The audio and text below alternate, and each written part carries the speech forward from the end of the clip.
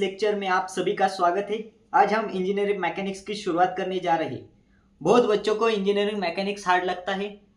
देखो बच्चों, engineering mechanics hard नहीं है। Engineering mechanics is lengthy subject है। बच्चों, तुम्हारे आसपास की हर मशीन, हर बिल्डिंग और हर ब्रिज इसी के लॉ पर खड़ा है। तो चलिए आज हम बेसिक कॉन्सेप्ट को समझते हैं बच्चों। पहले हम देखेंगे कि मैकेनिक्स क्या होता है। तो mechanics it is the branch of science which deals with the study of forces and their effect on body. It is a branch of science which deals with the study of forces and their effect on body. ही सायन्सची branch आहे, अशी branch आहे त्यामध्ये आपण कशाचा study करणार आहे? फोर्सेसचा स्टडी करणार आहे. आणि त्या फोर्सेसचा बॉडीवरती होणारा परिणाम, एखाद्या ऑब्जेक्टवरती होणारा परिणाम आपण बघणार आहे. आता ही मैकेनिक की डेफिनेशन आप तो समझ गए. इस मैकेनिक की डेफिनेशन में हमको वर्ड आया था फोर्सेस. तो क्या होता है बच्चों फोर्सेस?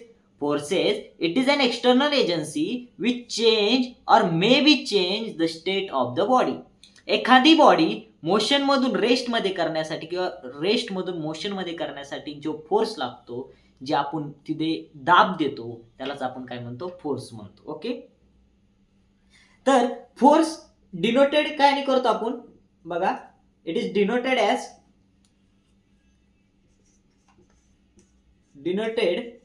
एफ ने डिनोट करतो. ओके, उसके बाद ऐसा यूनिट काय है?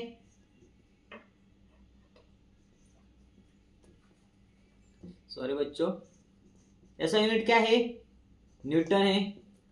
और सबके इंपॉर्टेंट क्या है कि फोर्स जो है वो वेक्टर क्वांटिटी है. ये तीन चीजें आपको समझ में आनी चाहिए. क्या? फोर्स डिनोटेड बाय एफ, ऐसा unit is Newton and it is a vector quantity. बच्चों क्या होती है वेक्टर क्वांटिटी? 2 मिनट में आपको समझाता हूं वेक्टर क्वांटिटी क्या होती है. वेक्टर क्वांटिटी क्या होती है? उसको क्या होता है? मैग्नीट्यूड एंड क्या होता है? डायरेक्शन. ऐसी क्वांटिटी होती है वेक्टर क्वांटिटी जिसको मैग्नीट्यूड एंड डायरेक्शन होता है. ओके, समझ में आएगा? ओके, उसके बाद हम देखेंगे कैरेक्टरिस्टिक ऑफ फोर्सेस. क्या होता है कैरेक्टरिस्टिक ऑफ फोर्सेस? फोर्सेस के कैरेक्टरिस्टिक हम देखेंगे. फोर्सेस के टोटल 4 कैरेक्टरिस्टिक है. देखो, ये हमारा एक ऑब्जेक्ट है, ऐसा फोर्स लगता है F equal to 50 newton. Okay, इसका जो एंगल है वो 30 डिग्री है. तो बच्चों पहला कैरेक्टरिस्टिक क्या है फोर्सेस का? मैग्नीट्यूड. ओके, पहला कैरेक्टरिस्टिक क्या है? मैग्नीट्यूड. उसके बाद सेकेंड कैरेक्टरिस्टिक क्या है? उसका डायरेक्शन. थर्ड है उसका नेचर. 2 प्रकार के नेचर हो सकते हैं. एक हो सकता है पुल और सेकंड हो सकता है पुश. और उसके बाद सब इंपॉर्टेंट है पॉइंट ऑफ एप्लीकेशन.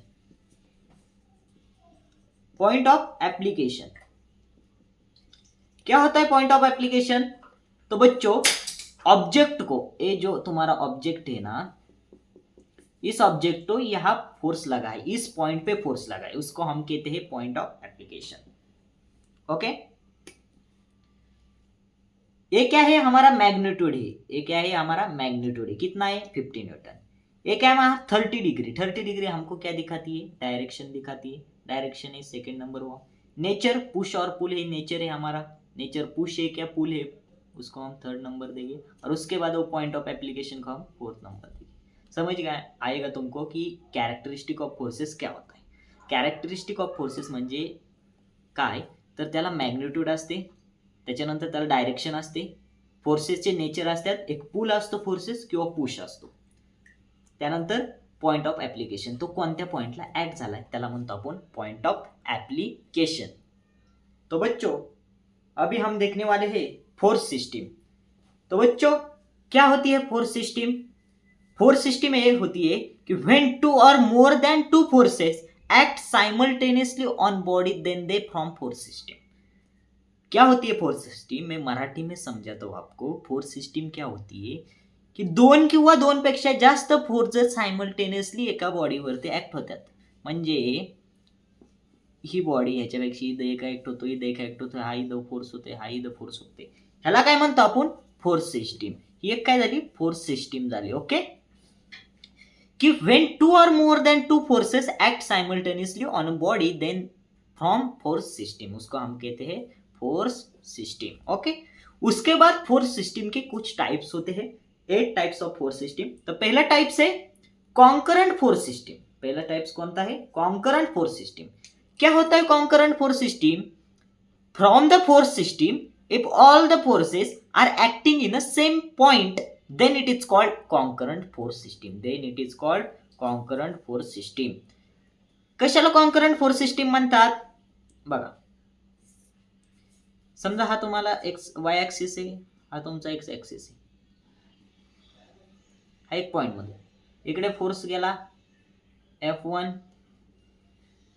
हा तुमचा फोर्स आहे F2, हा तुमचा फोर्स आहे F3, हा तुमचा काय फोर्स आहे F4,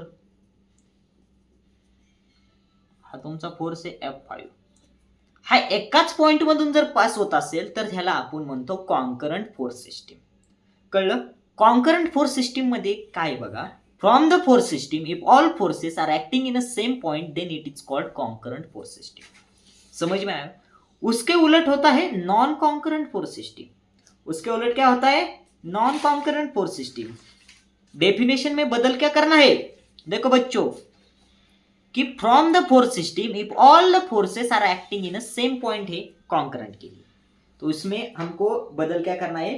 from the force system if all the forces not acting, इसमें क्या लिखना है हमको? Not acting in a same point. तुम बदल करो रे, from the force system if all forces are acting के शेजारी काय लिहायचं? Not acting in a same point then it is called as non concurrent. Non concurrent म्हणजे कशी? तुमचा एक फोर्स असा आहे F1, एक असा आहे F2, एक असा आहे F3, एक असा आहे F4, एक असा आहे F5। जाते का? इथे एक पॉइंट येतोय, इथे एक पॉइंट, इथे एक पॉइंट, म्हणजे डिफरंट पॉइंट मधून जाते, त्याला आपण म्हणतो नॉन कॉन्करंट फोर्स सिस्टीम। जर एका पॉइंट मधून जात असेल तर त्याला आपण म्हणतो कॉन्करंट फोर्स सिस्टीम। ह्या डेफिनेशन तुम्हाला पेपरला विचारणार नाही, पण ह्या डेफिनेशनवर सगळं युनिट तुमचे पुढचे 5चे 5 युनिट काय आहे तर डिपेंड्स आहेत। त्याच्यानंतर आपण बघूया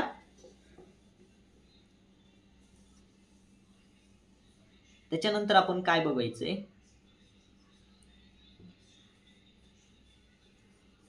त्याच्यानंतर आपण बघूया कोप्लॅनर। काय बघणार आहे आपण? कोप्लॅनर। ही झाली आता तिसरी, coplanar. Coplanar force system. Coplanar force system काय आहे? From the force system if all force are acting in a same plane, म्हणजे ही अशी फोर्स सिस्टीम आहे की ती सेम प्लेन मध्ये ऍक्ट होते। म्हणजे तुमचं हे एक प्लेन आहे, ह्या प्लेन मध्येच ऍक्ट होते। ओके, त्याला म्हणतो आपण कोप्लॅनर फोर्स सिस्टीम। क्या होती coplanar force system? From the force system if all forces are acting in a same plane then it is called coplanar force system. उसके उलट होता है नॉन कोप्लैनर। क्या कहते हैं हमको? Non coplanar. देखो बच्चों, 4 नंबर है नॉन कोप्लैनर। क्या होता है नॉन कोप्लैनर? ओ डेफिनेशन में हम क्या चेंज करें? कौन सा वर्ड चेंज करेंगे? From the force system if all the forces does not acting in a same place. कौन था?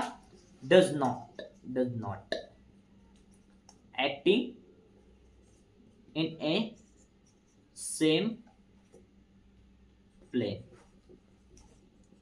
म्हणजे अशी नॉन कोप्लॅनरी अशी सिस्टीम आहे की त्यामध्ये एकाच प्लेन मध्ये तुमची फोर्स ऍक्ट होत नाही. समजलं? त्याच्यानंतर आपण नेक्स्ट बघूया. डेफिनेशन सेम आहे, फक्त काही काही वर्ड त्याच्यातले चेंज करतोय मी. नाहीतर हीच तुम्हाला डेफिनेशन अशी सेम पार्ट करायची, फक्त त्याच्यातले कॉन्कनट असेल तर सेम पॉइंट, कोप्लेनर असेल तर सेम प्लेन. त्याच्यानंतर आहे सगळ्यात महत्वाचं कोलिनियर. Collinear 6 number. क्या होते हैं कोलिनियर फोर्स सिस्टम? तो collinear force system if all forces acting in a straight line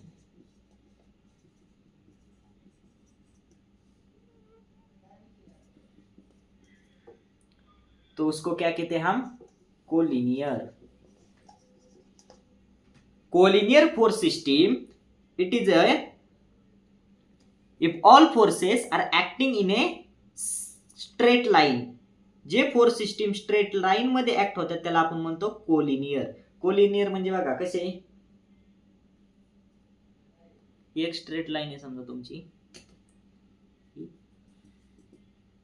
एक फोर्स तुमचा ऍक्ट होता है ऐसा F1, एक फोर्स ऐसा ऍक्ट होता है F2, दूसरा फोर्स ऐसा ऍक्ट होता है F3, तीसरा ऐसा ऍक्ट होता है F4. ह्याला म्हणतो आपण कोलिनियर फोर्स सिस्टम. तो बच्चों 7 नंबर आते हैं non collinear. Non collinear force system क्या होता है?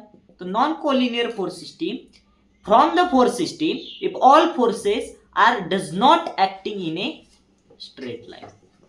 Does not act in a straight line.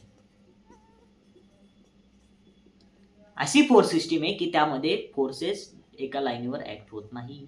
इथं ऍक्ट होते, काही इथं ऍक्ट होते, काही इथं ऍक्ट होते. ओके, समजलं? कोलिनियर आणि नॉन कोलिनियर. त्याच्यानंतर सगळ्यात महत्वाचं आहे parallel force system.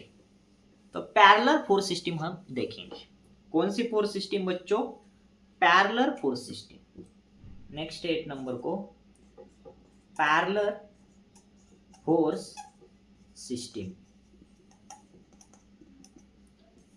Parallel force system क्या होता है? Parallel forces if the lines of all forces are perpendicular to each other then its system is known. Okay, मी डेफिनेशन लेतो तुम्हाला समजण्यासाठी. if the lines of all forces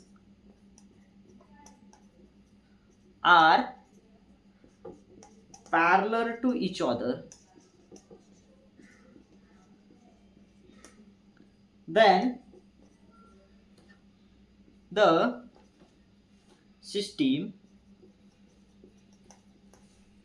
is called as parallel force system. Parallel force system काय होते? if the lines of all forces parallel to each other. एका line मध्ये असलेले forces कसे असतात? त्याला पॅरलल असतात. त्याच्यामध्ये 2 टाइप्स पडतात. परत कोणते 2 टाइप्स असतात बघा. पहिला येतो like parallel force system. Like parallel force system. आणि दुसरा टाइप्स आहे अनलाइक पैरेलल फोर्स सिस्टम. क्या होता है बच्चों like parallel and unlike parallel? तो क्या होती है like parallel force system? If the lines of acting of all forces are parallel and acting in the same direction there it is called as a like parallel force system. म्हणजे कैसी बच्चों? सभी force तुम्हारे ऐसे हैं direction में. हाँ, तुम्हारा F1 है, F2 है, F3 है, F4 है. एंड अनलाइक पैरेलल क्या होता है? Unlike parallel force system if the lines of acting if all forces are parallel and acting in the different direction then it is known as unlike parallel system. Parallel system म्हणजे एकच line से पण position different है. F1, F2, F3. समझ में आ गया? Okay. तो ये रहा था आपका एक बेसिक क्या क्या आपको पता होना चाहिए।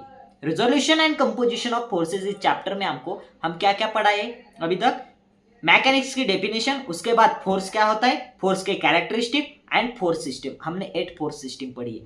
पहली है कॉन्करेंट में क्या होता है, acting in a same point, force all forces are acting in a same point. उसके बाद होता है कोप्लानर क्या होता है, are acting in a same plane. उसके बाद होता है कोलिनियर क्या होता है, acting in a straight line. उसके बाद होता है पैरेलल, क्या होता है, if the lines of all forces are parallel the system. Like parallel मध्ये एकाच डायरेक्शन मध्ये असतात आणि अनलाइक पॅरलर मध्ये डिफरेंट डायरेक्शन असतात। ये हमने पढ़ा है इस लेक्चर में। तो बच्चों अगले लेक्चर में हम सीखेंगे कि रिजोल्यूशन क्या होता है एंड रिजोल्यूशन के प्रॉब्लम हम अगले लेक्चर में स्टार्ट करेंगे। तो चलो बच्चों, थैंक यू।